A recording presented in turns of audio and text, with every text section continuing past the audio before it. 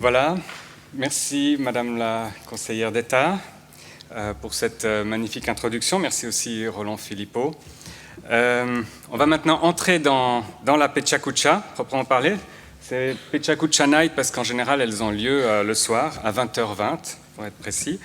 On fait une exception aujourd'hui, c'est vrai que la journée de la schizophrénie, ça justifiait d'avoir lieu à midi. Alors peut-être, je répète, pour ceux qui ne la connaissent pas d'ailleurs, ce serait important de la connaître, la règle, parce qu'il y en a une seule règle, c'est 20 images, 20 secondes par image. Donc les présentateurs doivent choisir 20 images, pas une de plus, pas une de moins, et ils ne peuvent pas modifier le rythme de défilement des images. Au-delà de ça, tout est permis. Donc on se réjouit d'entendre nos 6 courageux présentateurs. Merci beaucoup d'avoir accepté l'invitation. Peut-être encore un détail, Pechakucha veut dire, c'est un mot japonais qui veut dire le bruit de la conversation ou les petites conversations, c'est une onomatopée, Pechakucha. Ça a lieu il y a toujours un organisateur par ville et ça a lieu maintenant dans bientôt 500 villes dans le monde. C'est un phénomène comme ça qui fonctionne, qui roule bien. Mon nom est Cyril Veillon, moi je dirige l'espace Archizoom, les expositions d'architecture ici à l'EPFL dans le bâtiment SG. Et puis j'ai introduit Pechakucha Lausanne il y a à peu près 2 ans. Donc le temps est compté, on va tout de suite passer à notre premier Pechakuchiste, le professeur Philippe Conus. Philippe Conus, donc je vais introduire chaque personne pour qu'ils puissent commencer leur présentation et que vous ayez déjà sachiez de qui il s'agit. Philippe Conus est professeur à l'UNIL et chef du service de psychiatrie générale au CHUV, médecin interne et psychiatre. Il est un spécialiste des études de cohorte et de l'intervention précoce dans les troubles psychotiques.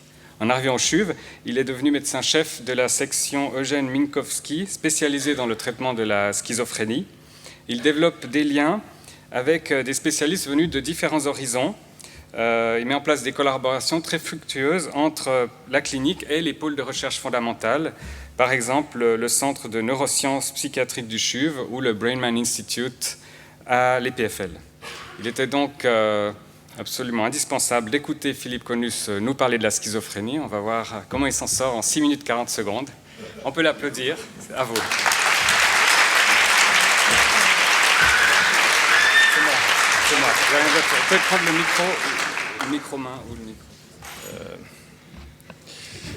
C'est lui qui déclenche. Donc, D'accord. Comme je suis le seul psychiatre qui va prendre la parole, je me suis dit qu'il était légitime que je présente ce qu'est la schizophrénie. Donc, c'est une maladie qui est caractérisée par la présence de divers symptômes, des symptômes qui s'ajoutent aux perceptions qu'on a d'habitude, donc on appelle ça des symptômes positifs, comme la personne de droite qui entend des voix, donc des hallucinations auditives ou des idées délirantes, mais aussi des symptômes qui se soustraient en fait au fonctionnement habituel, on appelle ça des symptômes négatifs, par exemple un appauvrissement du langage, des difficultés à mettre ensemble des idées, qui ralentissent en fait le fonctionnement de la personne et qui peuvent rendre son expression parfois un petit peu monotone. Et puis, il y a aussi des moments comme ça de difficulté de concentration et de difficulté à se sentir appartenir à l'ensemble du mouvement qui se passe autour de soi, un sentiment d'étrangeté. Et ces 3 éléments sont présents et doivent être présents pendant un certain temps pour qu'on pose un diagnostic de schizophrénie. Donc il faut qu'il y ait ces 3 dimensions pendant au moins 6 mois et puis avec un impact sur le fonctionnement pour qu'on puisse parler de schizophrénie. Peut-être un des éléments principaux, c'est effectivement que bon nombre de patients se sentent, à cause de ces symptômes, coupés de leur possibilité à participer à l'existence habituelle et à trouver leur place dans la société. Et c'est ça qu'on fait beaucoup quand on soigne ces gens, d'essayer de les aider à se reconnecter avec la vie en société. Parce qu'effectivement, on sait que la vie n'est pas toujours simple. Et puis, certains patients peuvent se trouver dans des situations impossibles où ils peuvent ni avancer, ni reculer, ni aller à gauche, ni à droite. Et puis, le travail de mes collègues, particulièrement infirmiers et médecins, c'est d'essayer de trouver avec ces personnes le moyen de retrouver une place et de remettre leur vie en mouvement. ça a été dit qu'effectivement, une personne sur 100 dans la population est touchée par cette maladie. Ça veut dire 70 000 personnes en Suisse. Ça veut dire, pour la ville de Lausanne, environ 50 nouvelles personnes qui développent cette maladie par année. Donc c'est quelque chose qui est important de discuter et puis qui fait qu'on est tous finalement à la fois à risque de développer cette maladie si on est dans une tranche 18-35 ans, mais aussi on peut avoir des proches qui sont atteints de cette maladie. C'était la première manifestation mise sur pied une des premières par l'association, de dire finalement on a tous un proche schizophrène et c'est vrai qu'il suffit que vous fassiez l'exercice de réfléchir. Vous avez sûrement parmi vos amis ou vos proches de famille quelqu'un qui souffre de cette maladie qui est finalement à une prévalence relativement élevée. Donc il n'y a pas seulement nous et puis les patients malades, mais il y a des personnes dans la société qui existent en tant que personnes et dont il est question de s'occuper si elles sont atteintes de ces troubles pour qu'on essaie de les aider à retrouver une place dans la société, qui ne soit pas dans un groupe ou dans un autre, mais qui fasse partie de la société. C'est comme ça qu'il faut les voir. On a une vision justement assez faussée de la schizophrénie par toutes sortes de médias, de films, et puis aussi certains éléments de réalité. Ça, c'est des traitements des patients qui ont été photographiés dans les années 60, où le traitement était assez disons, mal conduit. Et puis on avait une vision comme ça d'une certaine chronicité de gens enfermés dans les asiles, alors qu'en fait, les gens qui souffrent de schizophrénie sont des gens qui ont cet aspect-là plutôt. C'est-à-dire c'est une maladie qui touche effectivement, qui se déclare dans la jeunesse, entre 15 et 30 ans, dans la majorité des cas, c'est là que commencent les symptômes. Et puis les gens n'ont pas une autre allure que vous et moi. Ils ont l'air plus jeunes que moi, mais sinon, c'est pas des gens qui ont un abord particulier. L'autre chose, c'est qu'effectivement, le traitement a aussi été souvent décrit comme une espèce de défi entre le soigné qui est enfermé et puis le soignant qui est potentiellement brutal. Et c'est ça qui a conduit au rejet d'une certaine forme de traitement.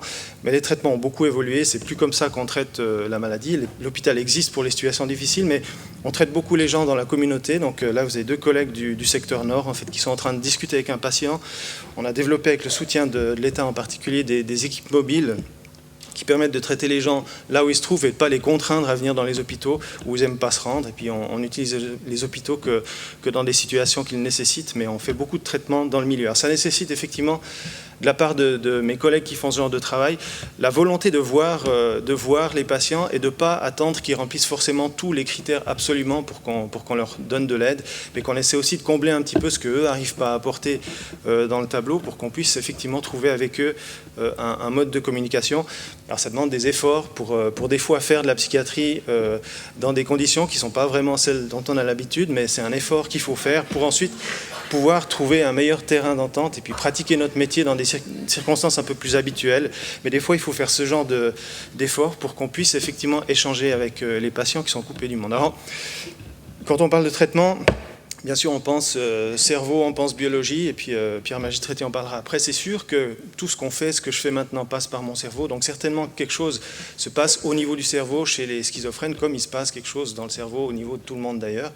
Et la question est de savoir si on doit viser un traitement biologique. Alors c'est clair que les médicaments existent, ils ont amené beaucoup d'améliorations dans la vie des patients atteints de cette maladie, mais le but est de loin pas de transformer les patients en usines chimiques. Et puis il y a beaucoup de discussions à avoir avec les patients, parce que c'est un élément du traitement, mais ce n'est pas le seul. On ne cherche pas à transformer les gens en paquets de pastilles, on cherche plutôt à trouver le moyen de les stabiliser pour pouvoir discuter avec eux des vrais problèmes qu'ils ont au fond. Et c'est vrai que les patients disent parfois que c'est leur âme qui souffre et pas les molécules, et ils ont complètement raison.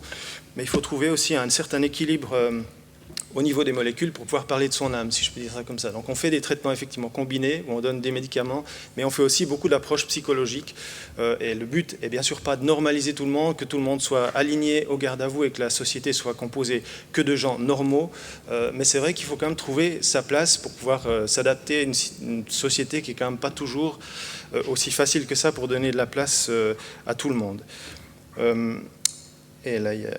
Voilà. Et le but, donc, c'est effectivement pas de normaliser les gens, mais de les faire retourner à ce qu'ils sont eux-mêmes, à une identité, plutôt qu'une maladie, plutôt qu'ils deviennent un schizophrène, qu'ils deviennent une personne qui a des symptômes de schizophrénie, avec qui on peut travailler, qui on peut discuter, avec laquelle on peut essayer de reconstruire un futur. On a une partie variable à jouer quand on est en psychiatrie, mais ce n'est pas que nous.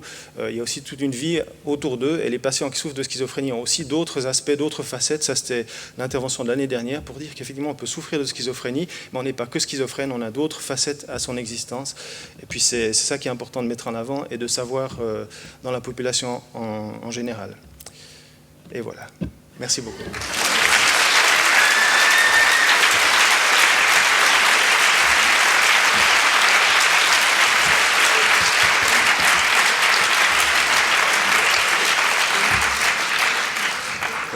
Quelle efficacité, merci. On va passer maintenant à notre deuxième grand spécialiste, le professeur Magistretti. Il est donc spécialiste du métabolisme cérébral, de façon générale. Il dirige le célèbre Brainman Institute, ici à l'EPFL. En cela, il est le boss de Patrick Ebicher, ce qui est pas mal ici. Il est aussi directeur du NCCR Synapsis, un groupe de recherche qui rassemble des chercheurs de diverses institutions autour du cerveau et de la psychiatrie. Son laboratoire a découvert quelques-uns des mécanismes cellulaires et moléculaires qui sous-tendent le couplage entre l'activité neuronale et la consommation d'énergie par le cerveau. Je crois qu'on a besoin de beaucoup d'énergie, dans notre cerveau. Il a bien sûr énormément publié dans les revues spécialisées, mais peut-être plus à notre portée, je citerai les livres qu'on trouve en librairie, qu'il a écrits avec François Ansermet et dont les titres sont assez évocateurs. Neurosciences et psychanalyse, une rencontre autour de la singularité, À chacun son cerveau, ou encore Les énigmes du plaisir. Professeur Magistretti, à vous la parole. Vous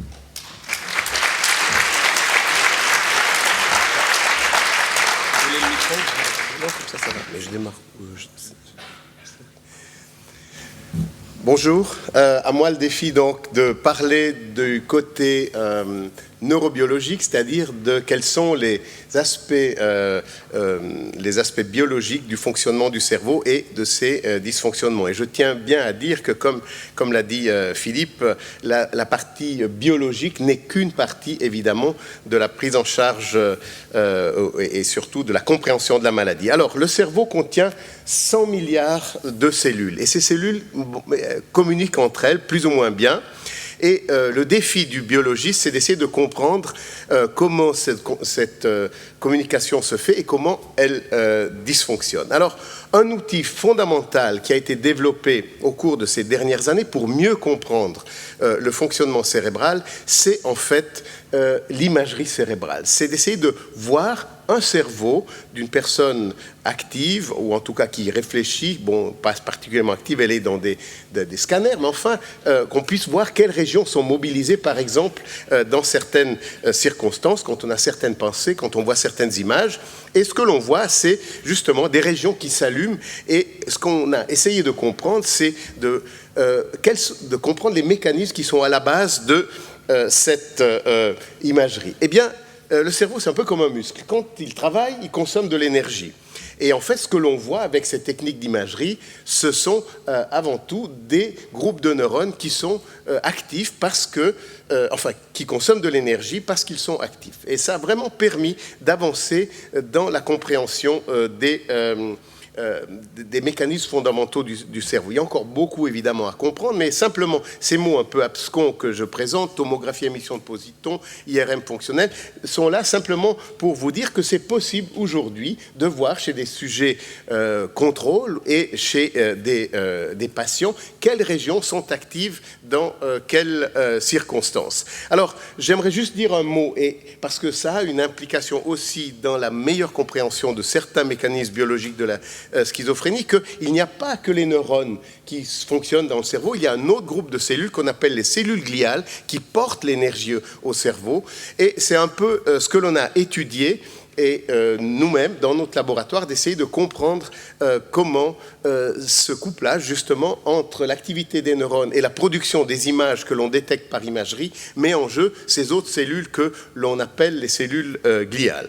Alors, ça a permis à différents groupes, effectivement, de visualiser chez des sujets qui souffrent de schizophrénie, des régions du cerveau qui sont plus ou moins actives. Vous avez ici une image assez précoce qui a été prise il y a quelques années, où l'on voit, vous voyez que sur la partie de droite, de gauche pour vous, non, de droite pour vous, il y a une activité diminuée. Alors, une des challenges qu'il y a, c'est de comprendre pourquoi et dans quelles circonstances cette activité est diminuée. Et il y a différentes pistes que je n'ai pas le temps maintenant d'élaborer.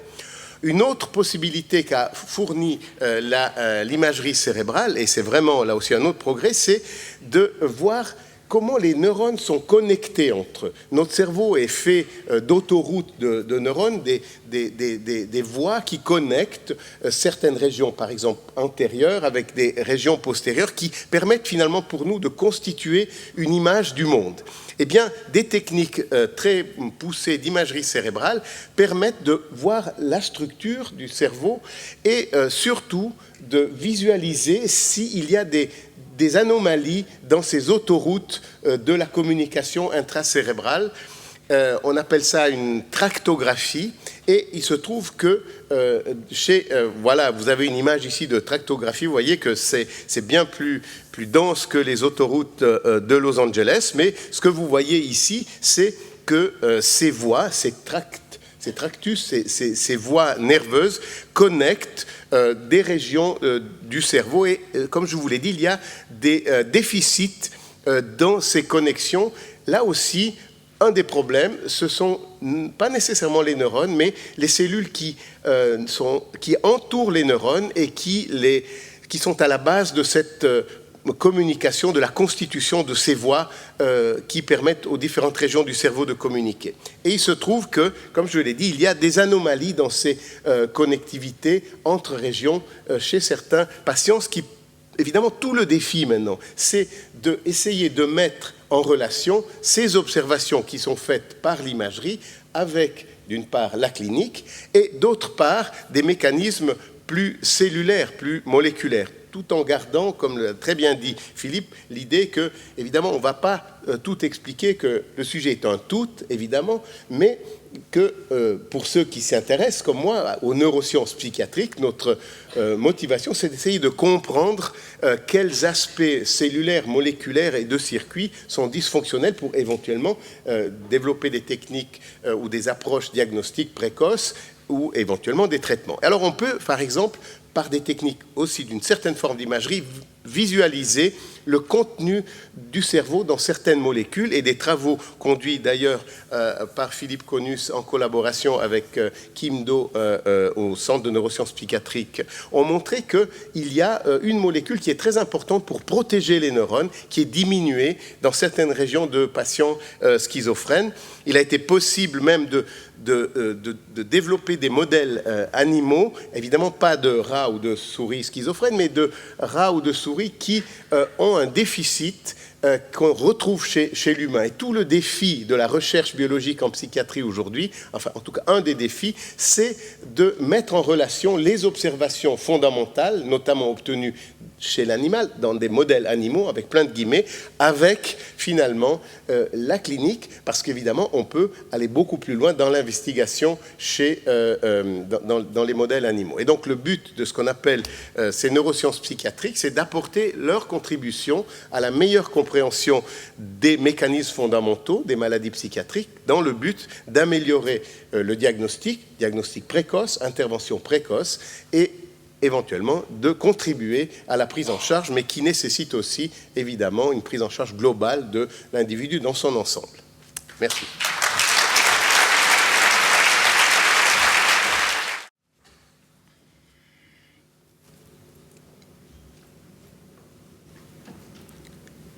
Dans cet océan de pétrole, aucun phare. C'est ce qu'on appelle la schizophrénie qui se prépare. Mais qu'est-ce qui se cache derrière cette terrible maladie? Écoutez du guerrier des temps modernes le récit. Sur la planète Terre en 2012, quelque part en Suisse, vos yeux s'ouvrent. Au milieu de la jungle de ciment, une boule de feu s'extrait d'un bâtiment. C'est l'âme de ces murs qui provoque une cassure en quittant son corps, et la folie se déclare. Les lumières de la ville s'échappent au ciel, laissant un grand vide. Sous les trop-pleins des machines et de la science, dans un terrible silence s'échappent les consciences. Après des années de plomb, les esprits frénétiques s'évadent de leur prison. Je le sens, mon esprit veut sortir de la carte. Au loin, je vois les nuages qui s'écartent, et derrière se dévoile une irréelle lumière. Le panneau dit bien de faire demi-tour, mais la tentation est trop grande. Alors comme aspiré en avant, je rentre. Je rentre. Le 7e ciel, l'extase, l'apothéose, pureté du spirituel, beauté grandiose, allégresse transcendantale, euphorie sans nom. Ça y est, j'y suis enfin, c'est l'illumination. La souffrance terrestre, c'est fini à jamais. Je suis l'égal de Dieu, juste parfait. Puis d'un coup, c'est l'angoisse. Le ciel devient gris, mais bordel, qu'est-ce qui se passe? La peur, tel un brouillard, se répand, et le doute, l'angoisse suprême, s'infiltre dans mon sang. J'aimerais fuir, mais pour aller où? Oh mon Dieu, que cette ferme au loin me protège des cieux. Mais elle n'est qu'un mirage, elle n'existe pas. Il n'y a que l'angoisse de cette brume qui me remplit d'effroi. J'ai mal, j'ai mal, j'ai mal, mon heure a sonné, préparez la pierre tombale. J'aimerais crever sur le champ, mais cette sale terreur me maintient bien vivant. Puis l'espace se fige comme les vagues d'un lac qui deviennent glace quand le froid m'attraque. Je suis gelé, hors du temps, plaque de sang grise-blanc, plus aucun mouvement. La pression monte, se déclenche dans ma tête la minuterie d'une bombe. Tic-tac, tic-tac, tic, boum! La plaque de glace explose en milliards de débris. La schizophrénie, c'est ça, le morcellement de l'esprit. Chaque pièce de puzzle part à la dérive, sur un océan si froid qu'il n'y a pas âme qui vive. Silence, froid, solitude. Des fois la mort n'est pas noire, mais elle est blanche, comme des plaques de glace qui flottent dans le silence. Silence, froid, solitude, silence. Les morceaux de mon esprit se figent dans la tristesse, une tristesse sans bornes que personne ne redresse. Mes espoirs comme mes rêves deviennent prisonniers de cette glace au silence meurtrier. Pourtant, sous l'épaisse couche de glace, je sens de la chaleur. Le feu de la foi a toujours brûlé dans mon cœur. Les flammes de la transformation apportent courage et détermination. Cette rage avait la forme d'une étincelle. Aujourd'hui dans la nuit, c'est le feu des dieux qui se réveille. Ce feu prend de l'ampleur, je suis bien vivant. Même si je souffre, l'espoir bout dans mon sang. Tel du magma, mon cœur est un volcan. Un jour, je gagnerai ce combat des titans. Je brûlerai le virus cérébral qui veut me descendre, à la recherche de la santé jusqu'à finir en cendres. Un chemin apparaît et ma vie prend tout son sens. C'est connecté à la nature que j'avance, connecté à mon corps que mon esprit brisé recollera les morceaux en une seule unité. Les neuroleptiques me protègent des délires démentiels, mais c'est à moi de creuser des racines contre le trop-plein spirituel. Creuser des racines chaque jour un peu plus profondes. Du centre de la terre, le flux de mon sang remonte, formant contre les tempêtes et les coups de sabre un bouclier tel l'écorce d'un arbre. L'écorce d'un arbre. J'aspire par ma peau les rayons du soleil, à l'affût de ces petits plaisirs qui picotent dans les veines. Le CO2 devient oxygène en posant sur feuilles blanches mes colères et mes peines. C'est grâce à l'écriture que je suis vivant aujourd'hui et que vous me suivez dans la forêt de la schizophrénie. Derrière les épines de la vie se cache un fruit. Derrière toute maladie, quelque chose qui brille. Derrière toute maladie, quelque chose qui brille. Après 7 ans de cratères dans le crâne, de crises et de cris, ma maladie est devenue ma meilleure amie. Je peux regarder mon âme et voir comme je suis beau. Tout l'amour que je me porte ne sera jamais de trop. Mon doigt vers la gauche nous dit revenons en arrière. Fuir ne sert à rien, la clé se cache dans nos artères.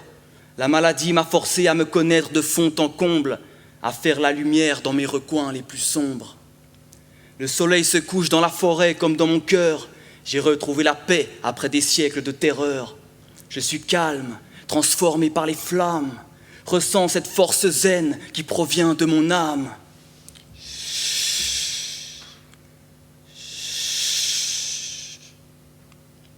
La guérison de l'esprit, dit le sage, c'est une réalité, voilà le message. Le soleil se couche et ses derniers mots dans ma bouche apportent de l'espoir en litres à tous ceux qui souffrent. 2012, le voyage arrive à son terme. Quelque part en Suisse, vos yeux se referment.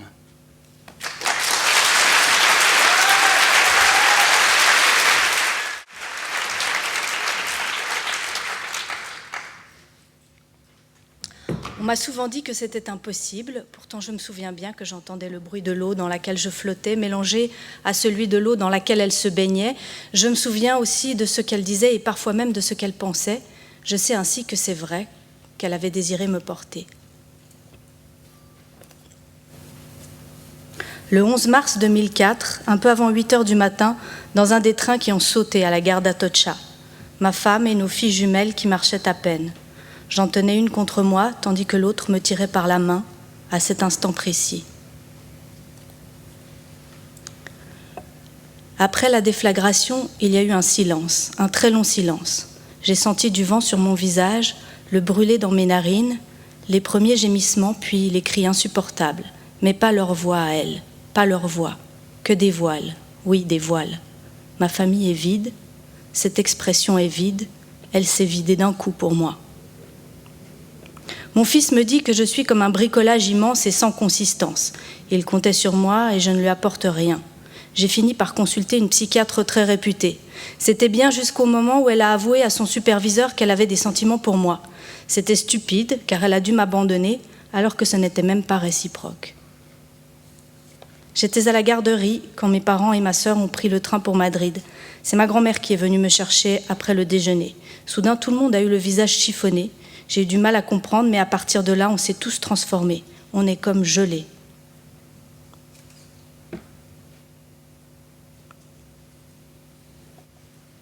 Depuis la déflagration, je ne suis plus que la moitié d'un homme. Je rêve de caresser les seins d'une femme toutes les nuits, mais l'idée de me présenter à elle nue me terrifie tellement que ça finit toujours par me réveiller avant d'avoir eu ce plaisir. C'est très frustrant. Comme je ne dors plus, je pense à ma sœur. Mon père va mal, alors mes grands-parents s'occupent beaucoup de moi. Ils s'occupent à m'occuper en fait. Ils disent que les terroristes leur ont arraché le cœur. Enfin, tout le monde dit que mon père va mal, mais moi je ne trouve pas. Il a engagé une sorte de gouvernante, elle s'appelle Jeannette. Je crois qu'elle est amoureuse de lui, comme la psy. Je sens les points d'interrogation dans l'esprit des gens. Ils détournent le regard trop tard pour que je ne m'en aperçoive pas. Leurs yeux, leurs centaines d'yeux qui me scrutent à 360 degrés. Parfois je suis fort et ça m'amuse un peu, je leur pardonne. Parfois c'est si lourd que je pense à mourir. Ça aurait d'indéniables avantages. Le visage de mon père a l'air normal, mais il crie par l'arrière et par la poitrine. Je sens bien qu'il s'inquiète pour moi et que ça l'empêche de voir que je m'inquiète pour lui. Je suis petit, mais il y a des trucs que j'ai compris. Il n'est bien que quand il travaille ou quand il est avec sa sœur. Quand elle vient, ils dorment dans le même lit. Aujourd'hui, je me suis enfermée aux toilettes avec un livre sur les reptiles. Mes préférés sont les caméléons et surtout les geckos. Les pattes du gecko adhèrent grâce aux forces de Van der Waals. En fait, les molécules de leurs pattes se mélangent avec les molécules de la surface sur laquelle ils marchent, comme mes neurones à la surface de vos neurones, juste là maintenant. La sœur de mon père, qu'il serre toujours très fort contre lui, dit qu'il doit arrêter de me traiter comme un bébé domestique. Je l'ai entendu dire ça un soir où il me pensait endormi. Ce n'est pas ton petit animal de compagnie. Je ne comprends pas bien ce qu'elle a voulu dire, mais ça ne m'a pas plu. Je ne suis pas un chien et encore moins un bébé. Jeannette, ma nounou, est venue dîner à la maison avec son mari. Il ressemble à un mérou. C'est elle qui cuisine comme toujours. Heureusement qu'on n'a pas mangé du poisson. Il est très gentil avec elle. Mon père n'a presque pas desserré les dents. Il avait mal, je le voyais bien. J'ai dû faire la conversation. C'est pas normal quand on a 11 ans. Voici à quoi ressemblent mes neurones. Ils sont desséchés, lyophilisés, aplatis et trop salés. J'ai trop pleuré. Je suis comme ça de l'intérieur. En surface, je suis avocat, spécialiste en droit international des brevets. J'enseigne à l'université. Plus jeune, j'ai aussi donné des récitals. J'hésitais entre le piano et faire de l'argent. Maintenant, je n'ai plus qu'un bras. Depuis le 11 mars 2004, je ne cesse de m'effondrer intérieurement. Je dois me faire aider. J'ai vu une nouvelle psychiatre, beaucoup moins sexy que la première. Elle ressemble à l'épicière en bas de chez nous, et quand je lui raconte mon histoire, elle s'effondre intérieurement plus gravement que moi encore. Ça ne va pas aller. On a quitté Madrid avec mon père. Il a un poste à l'université de Paris 2, rue d'Assas, je crois. J'étais à sa leçon inaugurale avec ma tante. J'ai pas beaucoup écouté. On va être loin de mes grands-parents maternels. Déjà que j'ai du mal à me souvenir du visage de ma mère, bien qu'elle me parle souvent, surtout la nuit. J'entends mes sœurs aussi, mais elles crient. Il y a des tours jumelles partout. Celle de New York, celle de Kuala Lumpur. Mes filles étaient jumelles homozygotes, des clones parfaits. Ma vie est une histoire de jumelles, de tours et d'attentats. Cette histoire singulière qui tourne dans ma tête et dans mes nerfs, ça me pique comme des aiguilles. Je dors en chien de fusil. J'ai négocié pas mal d'accords économiques pour différents États. Partout, il y a des tours ou des bâtiments comme des insectes qui me rappellent que tout me pique pour me faire souffrir. Surtout les souvenirs. Je voudrais les perdre, comme mon porte-monnaie l'autre jour en transit à Los Angeles.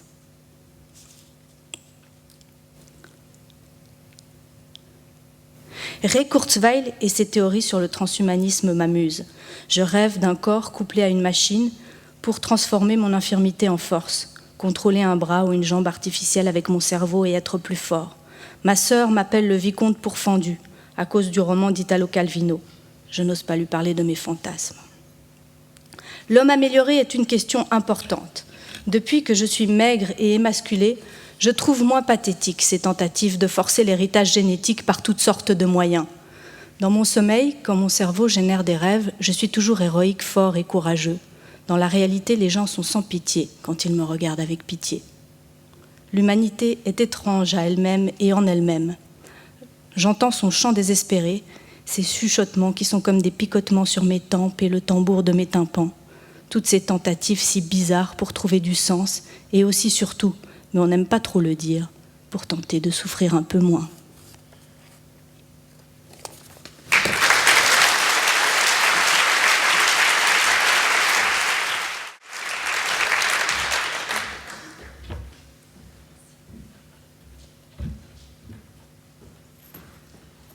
Merci beaucoup.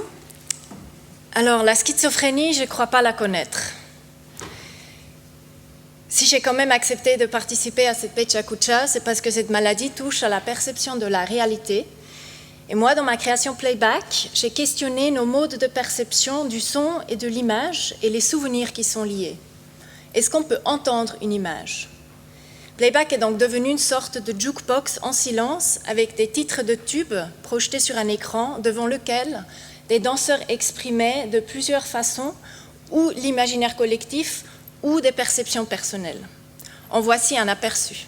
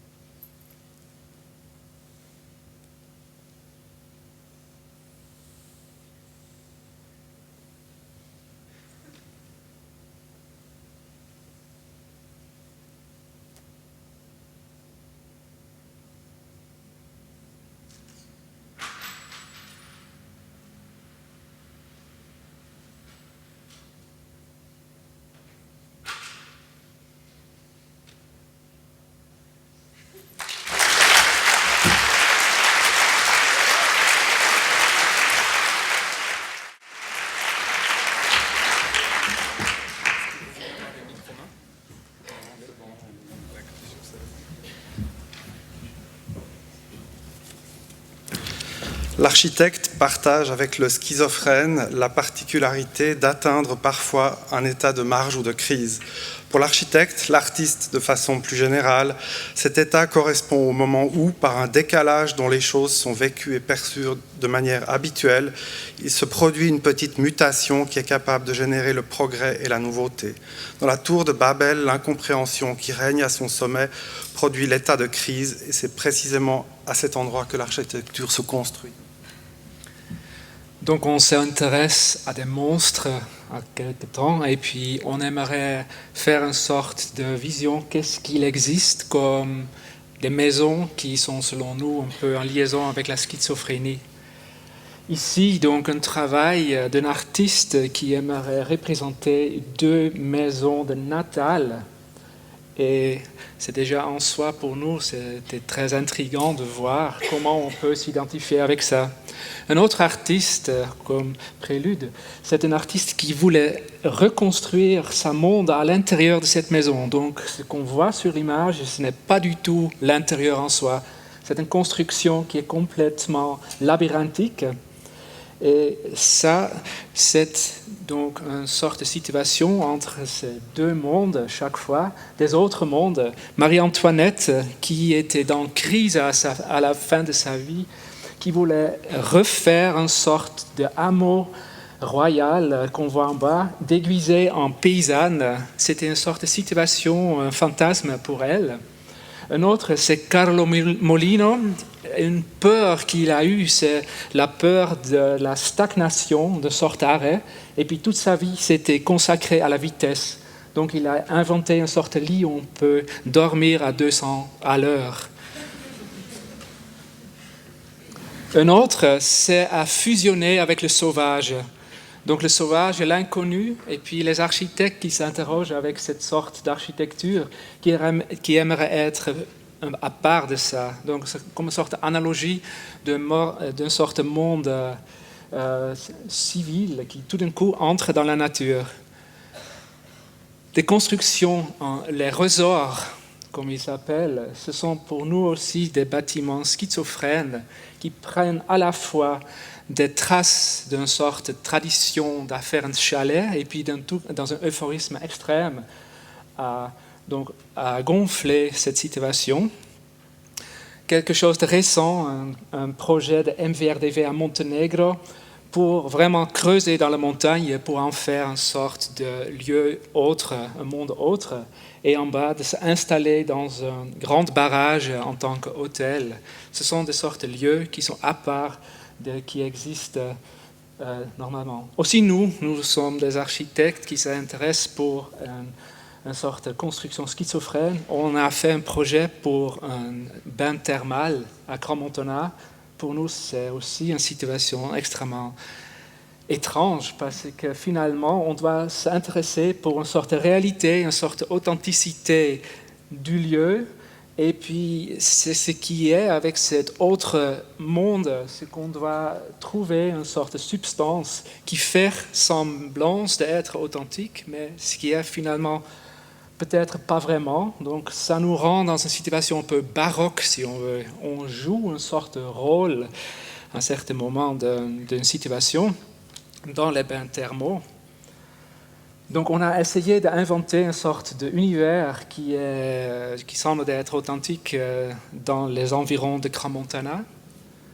Et puis, à l'intérieur de ça, on voit donc des différentes citats des choses qui existent dans le contexte ailleurs. Pourtant, ce n'est pas ça le contenu véritable. Donc, pour nous, dans la situation un peu historique de la schizophrénie, où il y a cette dualité entre deux personnalités, ça c'est très fortement lié avec ça. On joue une sorte de paysanne de Finlande qui se baigne dans un bain en Crans-Montonnat.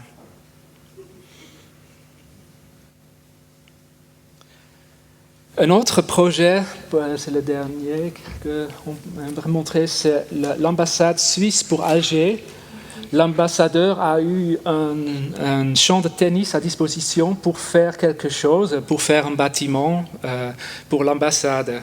Donc nous se trouvons dans une culture qui est une autre que nous connaissons. À la gauche, c'est notre monde, si on veut. À la droite, c'est l'autre monde. Et puis, le travail de faire en tant qu'architecte, on doit fusionner ces deux mondes pour devenir une chose. Et puis, pour nous, on pensait, c'est quand même schizophrène tout ça. Et on a eu une sorte d'idée que la croix suisse, on peut le tirer dans différents sens pour en faire une sorte de structure porteuse pour la chancellerie de l'ambassade suisse à Alger. Donc, cette situation-là, on a fait une sorte de structure en petit bonhomme qui représente, si on veut, la société à la fois donc suisse et à la fois musulman d'Alger de là-bas, qui fait à la fois une sorte de moucharabier et puis qui fait à la fois, on peut reconnaître des Tessinois et des Vaudois. Ici, on voit donc la vue depuis cet étrange bâtiment, depuis la toiture, une vue sur une sorte de réalité réelle depuis notre bâtiment schizophrène.